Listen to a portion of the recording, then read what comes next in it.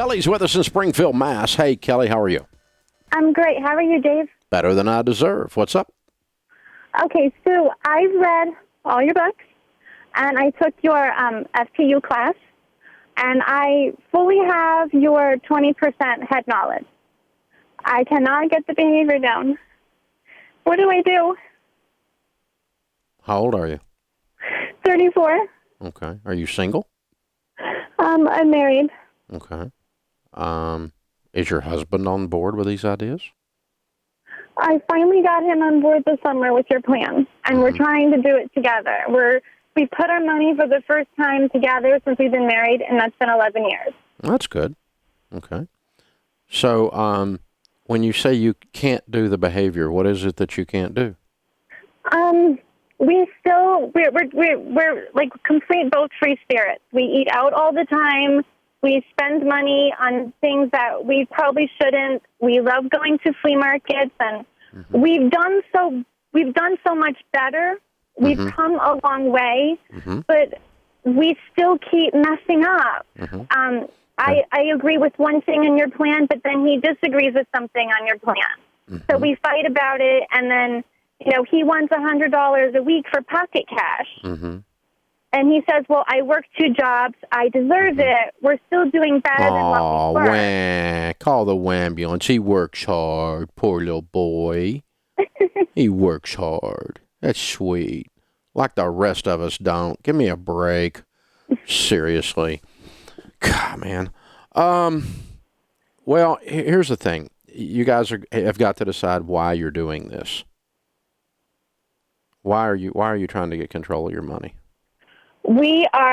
I'm 34, he's 36, and we filed bankruptcy twice in our lives already. We're trying to avoid doing it again. Okay. So if you don't file bankruptcy, what would be the benefit? What is it that happens in your life that's good?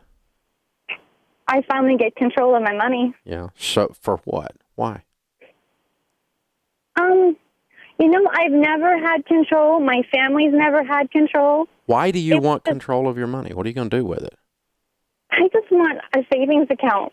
Why? What are you going to do with it? Nothing. That's the point. That's the problem.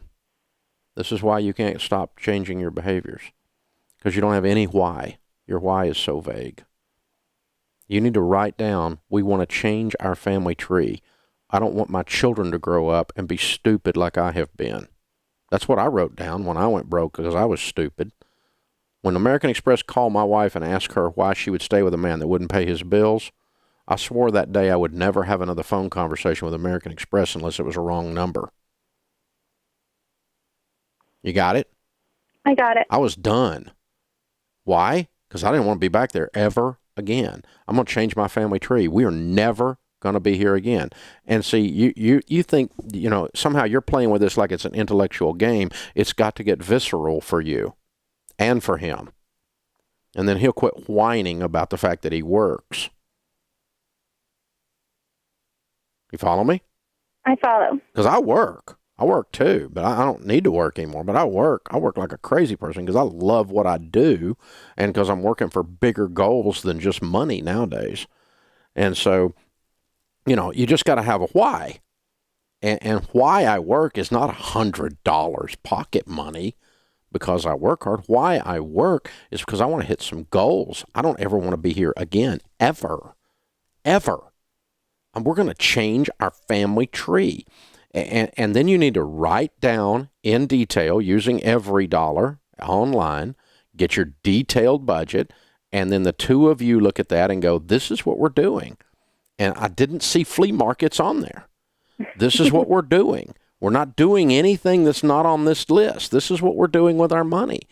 And then when one of you starts acting like you're 4 years old again and whining, then you go, no, we're being grown-ups. Adults devise a plan and follow it. Children do what feels good.